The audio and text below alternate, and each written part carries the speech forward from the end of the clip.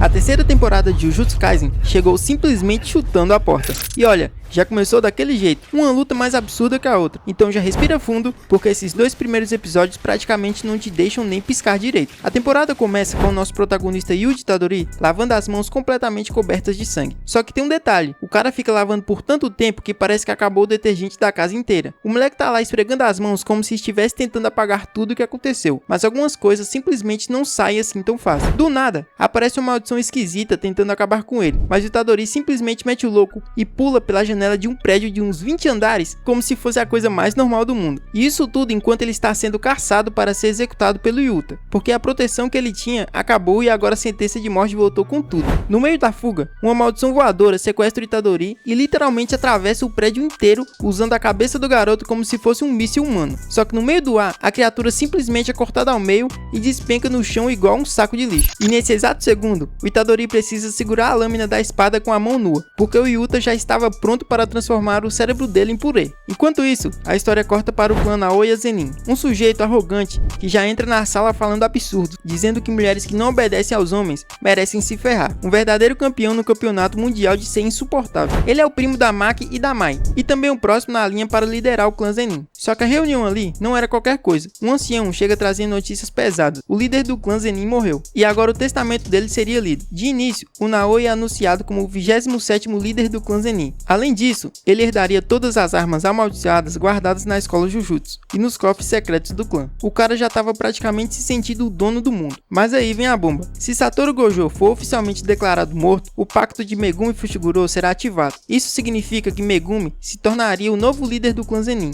herdando tudo. Naoya entra em choque. O cara simplesmente não aceita que um moleque de fora vá tomar tudo dele. Então ele decide resolver o problema da forma mais simples possível. Ir até Tóquio, matar Itadori e aproveitar para eliminar o Megumi também. Porque com o caos que a cidade está vivendo, ninguém ia estranhar 2 mortes a mais. Enquanto isso, voltamos para o Itadori, que está sentado numa escada completamente abatido, conversando com o Choso. Ele comenta que todos os ferimentos dele já cicatrizaram, exceto um, causado por um golpe extremamente poderoso, provavelmente porque a energia de Sukuna dentro dele está ficando cada vez mais forte. O Itadori pergunta se Choso odeia ele por ter matado seus irmãos, mas Choso responde que sabe que foi um acidente. Então os dois partem para eliminar o máximo possível de maldições espalhadas pela cidade. Logo depois, voltamos exatamente para o ponto onde a temporada anterior tinha parado. Itadori está correndo a toda velocidade, enquanto um verdadeiro exército de monstros persegue ele. Tem criatura bizarra pulando, voando, tentando devorar o garoto de todas as formas possíveis. Uma delas tenta capturar ele no ar, mas leva um chute duplo no peito que faz o bicho repensar todas as decisões da vida. O outro monstro aparece tentando arrancar um pedaço dele com uma mordida gigante, mas o Itadori responde com um soco tão forte que quebra todos os dentes da criatura. Enquanto isso, outras maldições continuam surgindo, transformando a perseguição em um verdadeiro apocalipse sobrenatural. Só que tudo isso era parte de um plano. Itadori estava atraindo todas as criaturas para o mesmo lugar. Choso dispara um único ataque de sangue que atravessa várias delas de uma vez só. Mesmo assim,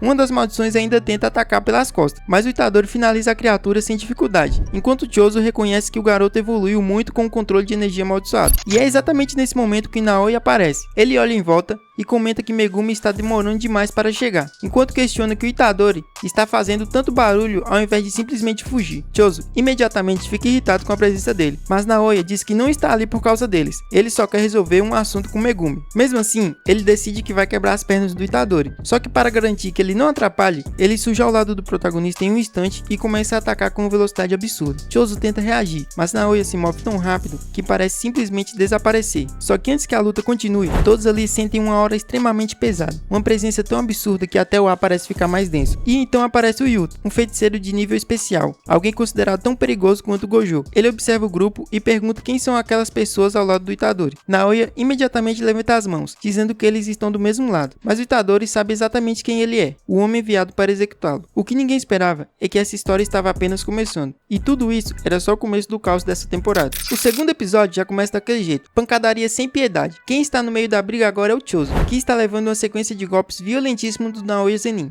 O loirinho simplesmente não para. ele dispara socos numa velocidade tão absurda que parece que o tempo está em modo acelerado. Choso mal consegue respirar, quanto mais tentar entender a técnica do adversário. Cada golpe empurra ele mais para trás, até que o cara é arremessado contra uma parede com tanta força que parece que foi atropelado por um caminhão. Naoya observa aquilo e pergunta meio incrédulo: que tipo de criatura é você que aguenta tudo isso? Choso responde calmamente que é o irmão mais velho de outros 9 irmãos, mas claramente não era isso que Naoya queria saber. De repente, o loirinho simplesmente desaparece, ou pelo menos é o que parece. Na verdade, ele está se movendo tão rápido que é impossível acompanhar. O cara está basicamente fazendo cosplay de velocidade absurda, tipo quando personagens simplesmente somem no campo de visão. Choso tenta acompanhar os movimentos dele, forçando ao máximo sua visão, mas antes que consiga reagir direito, leva uma espadada direta no abdômen. Só que ele não morre. No último segundo, ele ativa o fluxo de escamas vermelhas, uma técnica que aumenta drasticamente suas capacidades físicas. Ele concentra energia nos músculos dos olhos para melhorar a percepção de movimento. Agora pelo menos ele consegue enxergar o inimigo. Enquanto isso,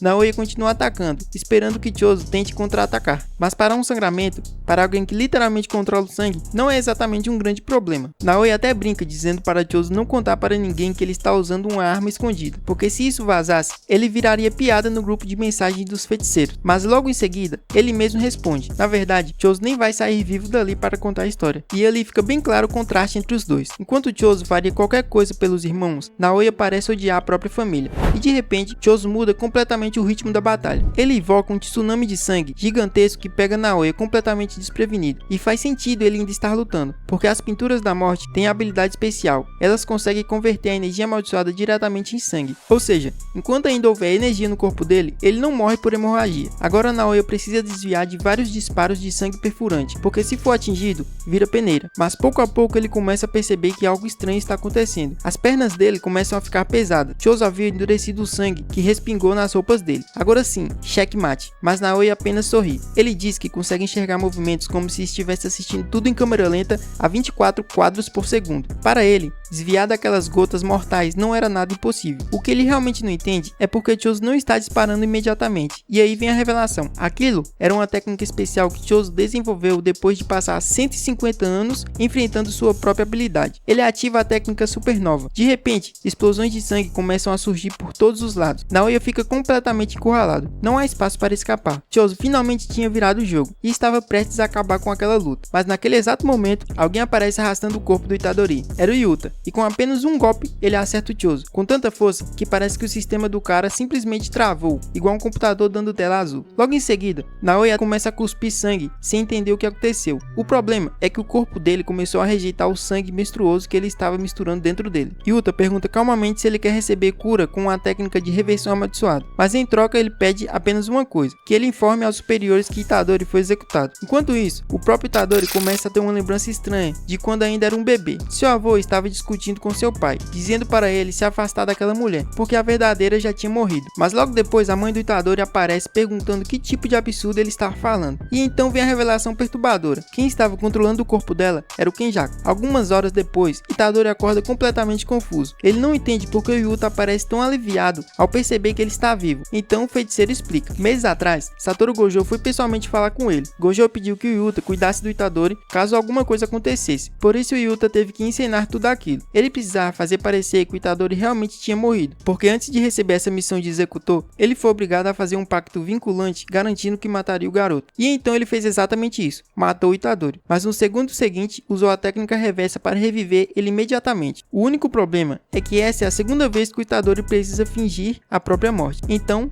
não vai demorar muito para descobrirem a verdade. Logo depois, Megumi Fushiguro aparece para levantar Itadori de volta, mas o protagonista não consegue simplesmente seguir em frente. Ele diz que matou muitas pessoas. Megumi responde que a culpa não é só dele, e agora eles precisam salvar ainda mais pessoas para compensar tudo o que aconteceu. Ele explica que Kenjaku criou um plano gigantesco chamado Jogo do Abate, um ritual que força feiticeiros a lutar entre si enquanto manipula energia amaldiçoada em escala nacional. O objetivo final? Forçar a evolução da humanidade através da transfiguração. O Itadori então revela algo assustador para o Yuta. Sukuna está planejando algo envolvendo Megumi. Durante o incidente em Shibuya, fizeram o Itadori engolir 10 dedos de uma vez. Agora ele possui 15 dedos dentro do corpo, e se Sukuna assumir o controle novamente, Itadori pede para que o matem sem hesitar. Depois disso, eles decidem voltar para a escola Jujutsu, para tentar abrir o objeto que está selando Gojo. Para isso, precisam encontrar Tengen, uma entidade antiga que pode ajudar a quebrar o selo, mas existe um problema. Ele pode estar escondido atrás de mais de 10.000 portas diferentes dentro da tumba da estrela. Enquanto caminham pelo local, Itadori pergunta sobre a Kugisaki. Megumi não precisa nem responder, o silêncio já diz tudo. Mais tarde, eles encontram Yuki e Amaki, que quase morreu, mas foi salva pela técnica de reversão. Chose então explica um plano para atravessar as barreiras da tumba da estrela, usando instrumentos amaldiçoados e os restos de seus irmãos. Ele consegue rastrear a presença necessária para abrir o caminho correto. Depois de escolherem uma das portas, eles entraram em um elevador que leva diretamente para o local onde Tengen deveria estar. Quando chegam, encontram uma sala completamente branca. Por um momento, Itadori até acha que morreram e foram parar no paraíso, mas na verdade, o lugar estava rejeitando a presença deles. Eles começaram a sair, e então uma voz ecoa pela sala. Já estão indo embora? Era Tengen. Ele olha para o grupo e começa a identificá-los um por um. O filho do clã Zenin, o descendente de uma linhagem antiga, uma das pinturas da morte e o hospedeiro do Rei das Maldições. E é exatamente nesse momento